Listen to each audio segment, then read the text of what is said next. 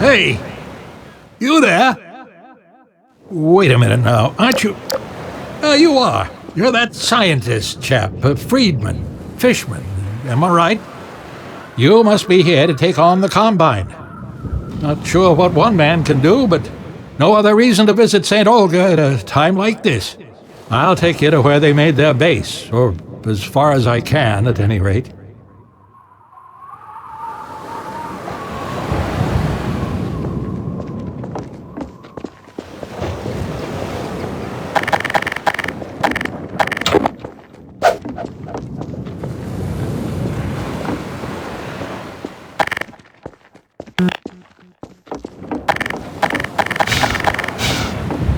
Here, now, let me just unlock this gate for you. Got the key right here. There we go. Get along now, laddie. Destroy that gun and no dawdling.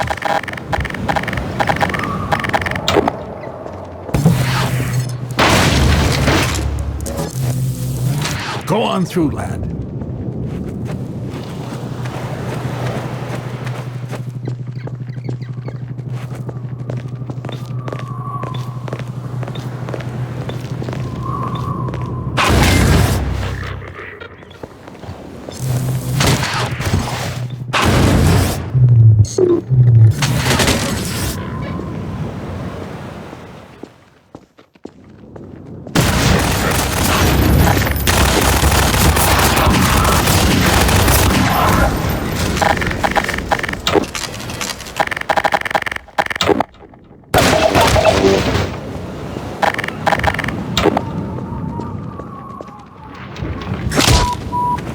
Major fracture detected.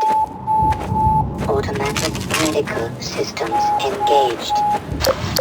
Morphine administered.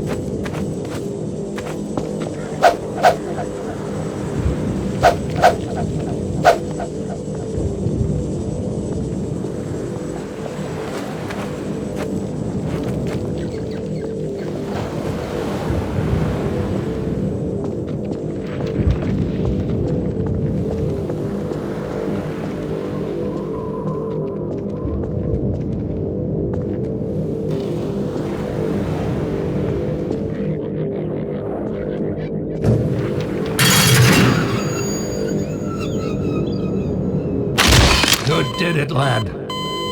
Come on with me to St. Olga.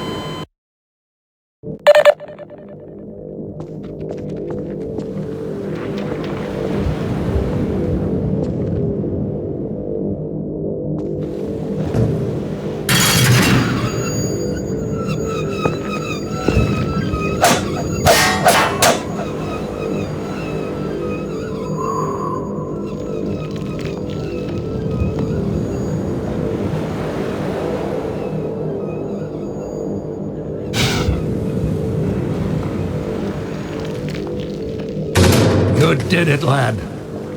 Come on with me to St. Olga. We'll celebrate this victory with a feast.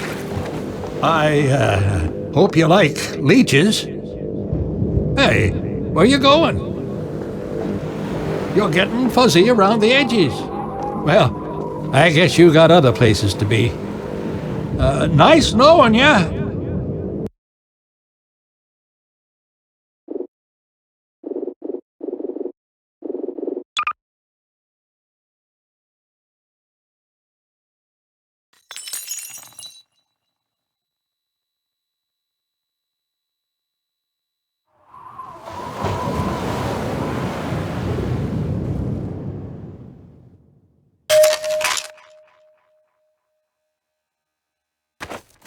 Welcome to the Lost Coast.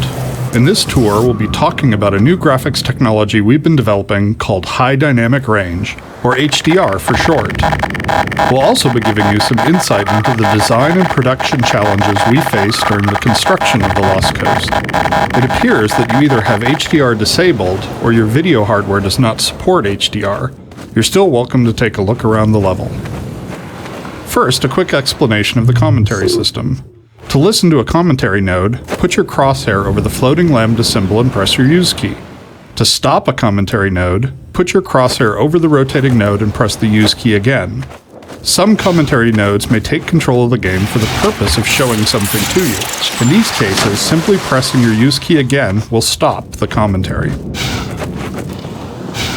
When the art team started to think about a location that would demonstrate the power of HDR, a beach was one of the first choices we made.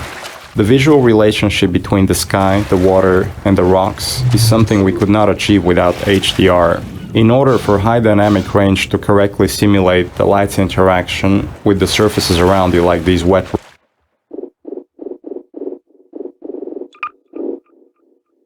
rocks, we needed more precise information about the surfaces than we've had in the past. And now going forward, we're modeling textures in 3D packages to ensure that the physical information encoded in the texture allows HDR to correctly bounce light off the surface. We also designed the colors and values of each surface to ensure they will be correct across all exposure levels. With conventional rendering, seen here on the left, if something on the screen is 20% reflective, like the wet sand, then the maximum reflected brightness could only be 20% of the maximum brightness of your monitor. HDR's more accurate simulation of light ensures that the sun's reflection on this wet sand appears as it would in the real world, which could potentially use 100% of the maximum monitor brightness. HDR uses bloom to simulate light that is beyond 100% of a monitor's maximum brightness.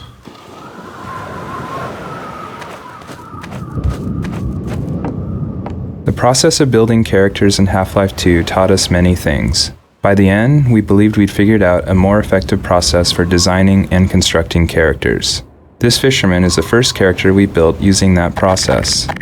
Design-wise, the fisherman was focused on showcasing HDR and the way light falls on human skin. The highlights on his forehead and nose are good examples of specularity on human skin. You can see how the wrinkles on his cheeks and around his eyes are an example of how we can use normal maps to add depth. Production-wise, the fisherman was built using a similar process to the rocks you saw on the beach. We model the 3D character at a very high detail, then extract much of the physical information and store it in the textures.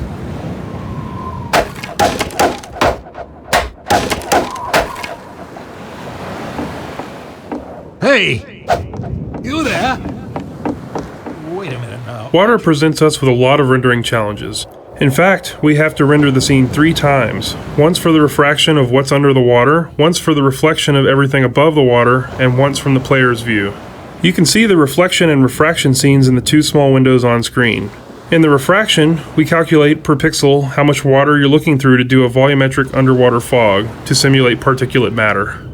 For our full HDR solution, we had to go through the entire engine and modify every bit of code that calculated light and color. For example, these water reflection and refraction renderings had to be improved to support the full range of contrast values.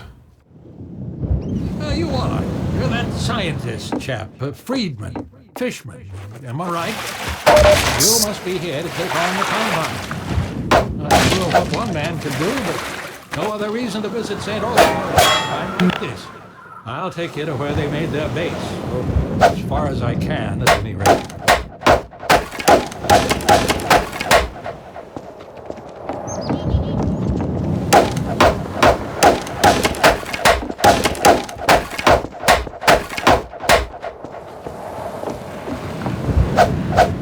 Here, now, let me just unlock this gate for you. Got the key right here. There we go. Get along now, laddie. Destroy that gun and no dawdling.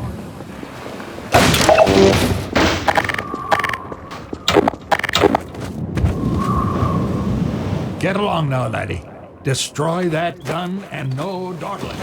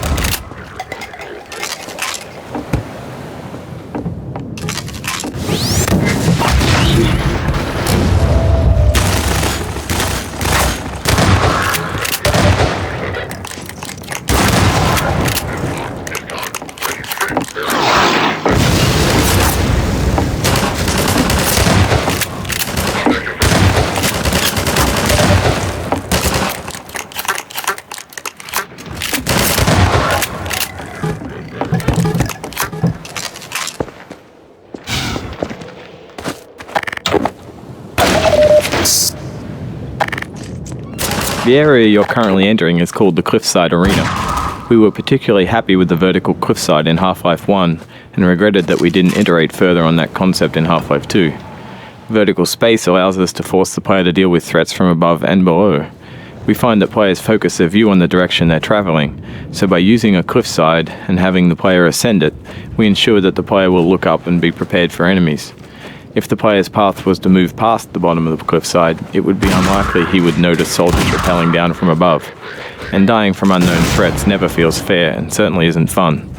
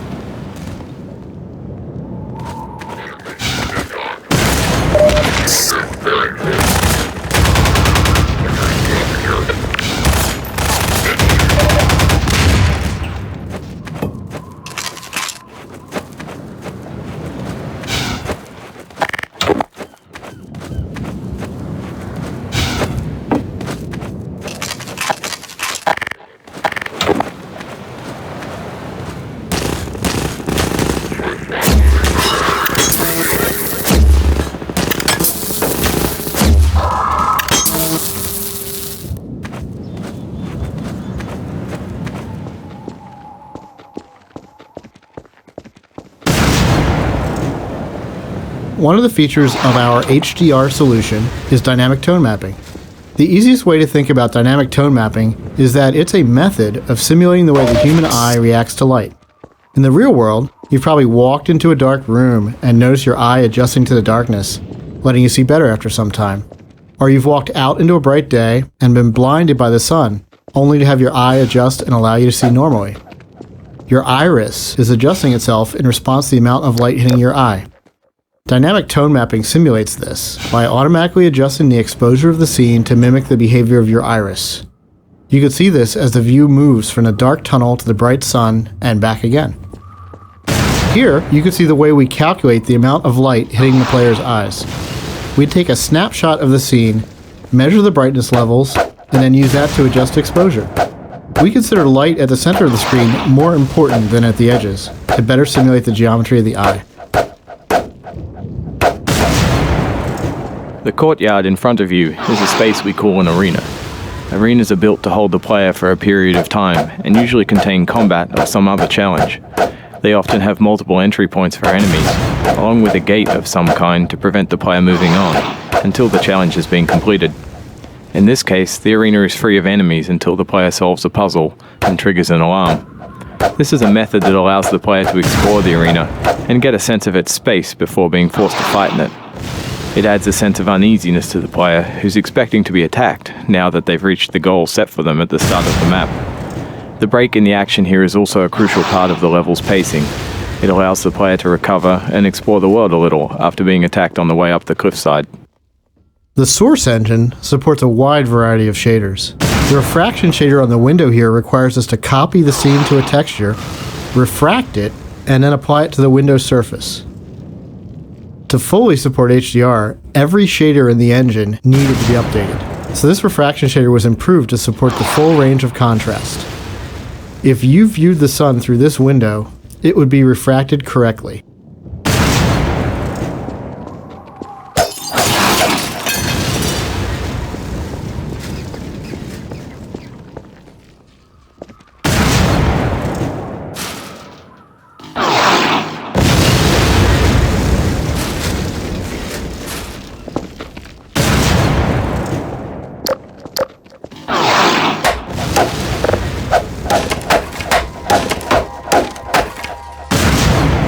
We wanted to transition from a bright, wide-open space into a tighter, closed one to showcase HDR's dynamic tone mapping.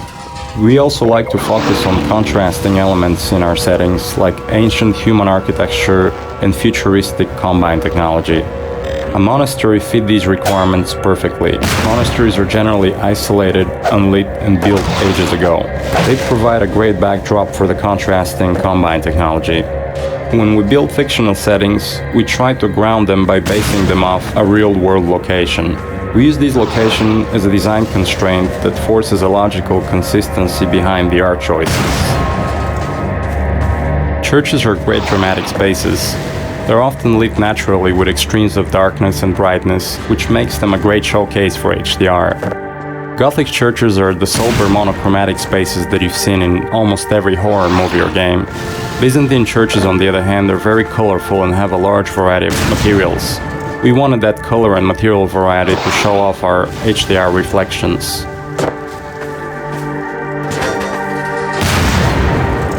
Our games are filled with things we call gates, which are essentially just challenges that the player must overcome to drive the experience forward. We used a puzzle here since the player has been through combat and exploration recently. When we design challenges, we try to ensure that the player's goal and the action required by the player are both fun. It's not hard to create interesting goals for the player, like stopping this machine from shelling the nearby village, but the action required by the player to solve the challenge needs to be fun as well. So instead of something menial, such as hitting an off switch, the player gets to use physics to jam the gun's mechanism and cause it to break.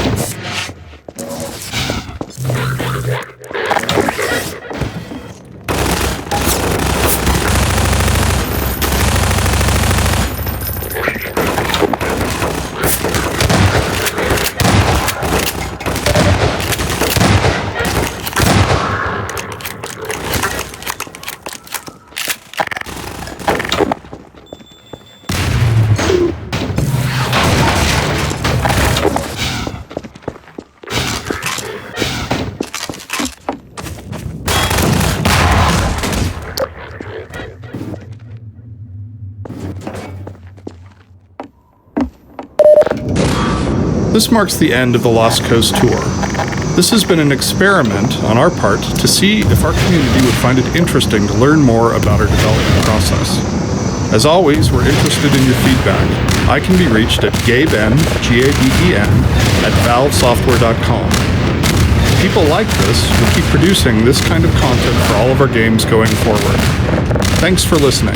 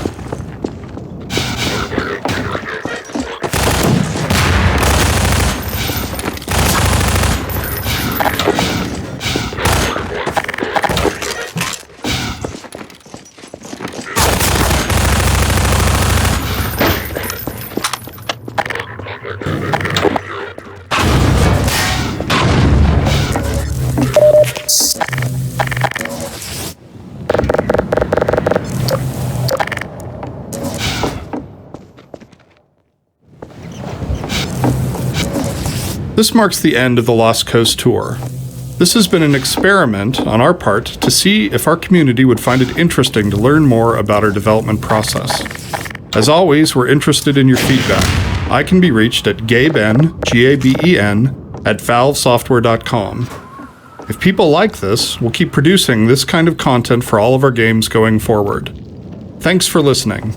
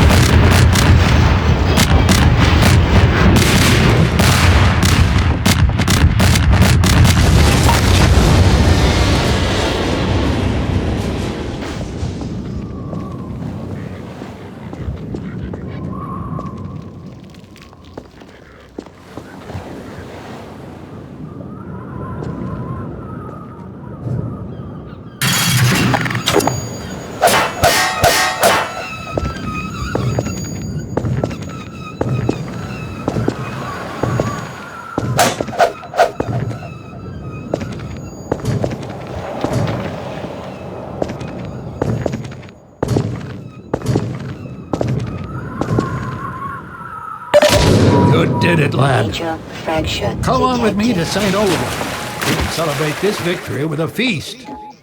I hope you like leeches. Hey, where you going? You're getting fuzzy around the edges. Well, I guess you got other places to be. Nice knowing you.